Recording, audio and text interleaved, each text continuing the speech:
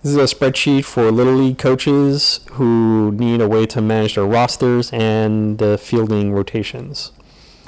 As you can see here, I have a roster. Also, if you want to follow along or make a copy of this, go to the link and click on File, make a copy. This will save a copy to your account.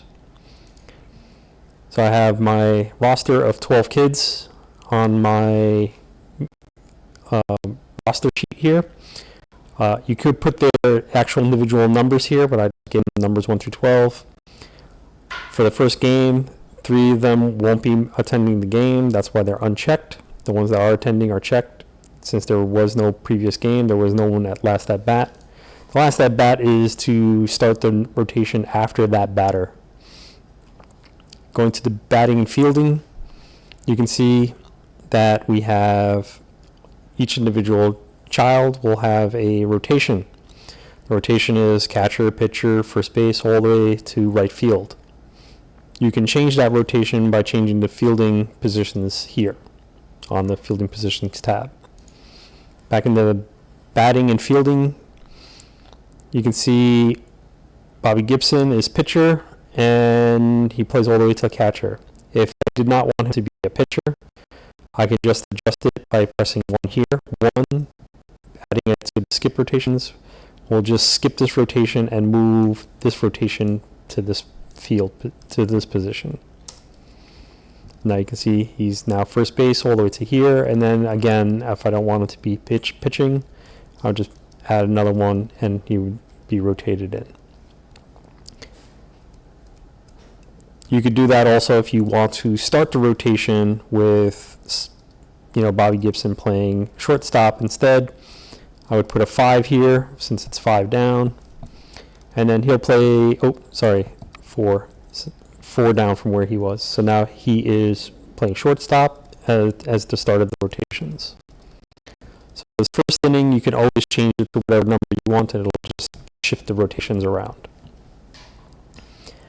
As for your roster, if I added a 10th player that came in late in the day, or just late in the first inning, you can see he's now sitting out, and this is just the sit out rotation here for that inning.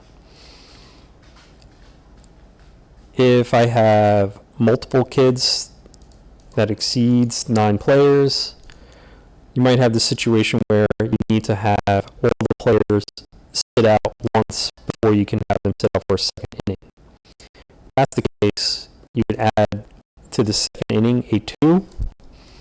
This will shift the sit-outs as separate, and then do this again and again, and then you can now have your 5th inning rotation start wherever you want by, again, adjusting it with your own number 3 or 2, whatever you'd like.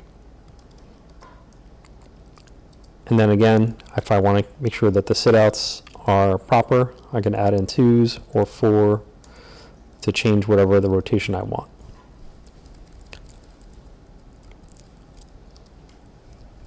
For smaller teams, where there are less than 9 players, let's say there's only 6, which is the minimum for our league, you can see that it knocked out all the positions from fielding all the way down to sit-outs.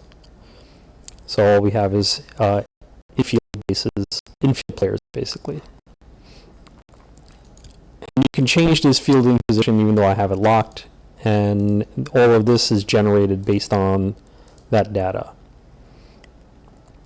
Again, if you want to change who's batting first, you select whoever the last at bat was from the previous game. Here's George Brett. Hank Aaron will start the batting rotation. If you enjoyed this, feel free to buy me a coffee. Otherwise, it's free to use and free to modify for your own purposes.